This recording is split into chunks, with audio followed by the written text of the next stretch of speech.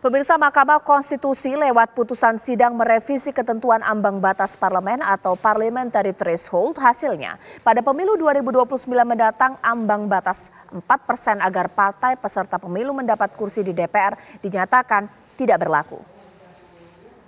Yang menyatakan adanya persoalan konstitusionalitas terhadap norma pasal 414 ayat 1 Undang-Undang 7 2017 sepanjang berkaitan dengan tata cara penentuan ambang batas parlemen dan besaran angka atau persentase ambang batas parlemen tidak berdasarkan pada metode dan argumen yang memadai dapat dibuktikan.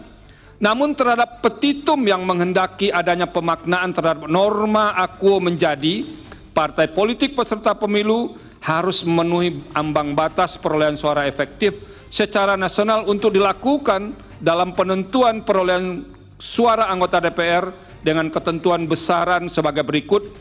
Mahkamah Konstitusi merevisi aturan ambang batas parlemen 4% pada pemilu 2029 nanti. MK menghapus syarat partai politik wajib mengantongi suara nasional 4% agar bisa berkantor di Senayan. Dalam putusannya, MK menilai kebijakan ambang batas mereduksi hak rakyat sebagai pemilih. Mahkamah tidak bermaksud untuk menghapuskan parliamentary threshold.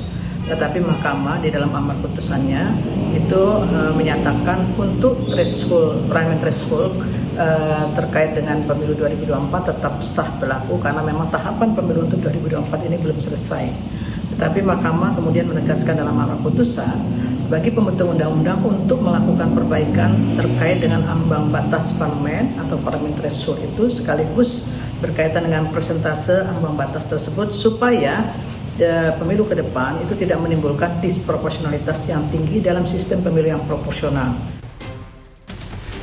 Aturan ambang batas ini digugat Perludem, menyusul banyaknya suara pemilih yang tidak bisa dikonversi dalam penentuan kursi di parlemen.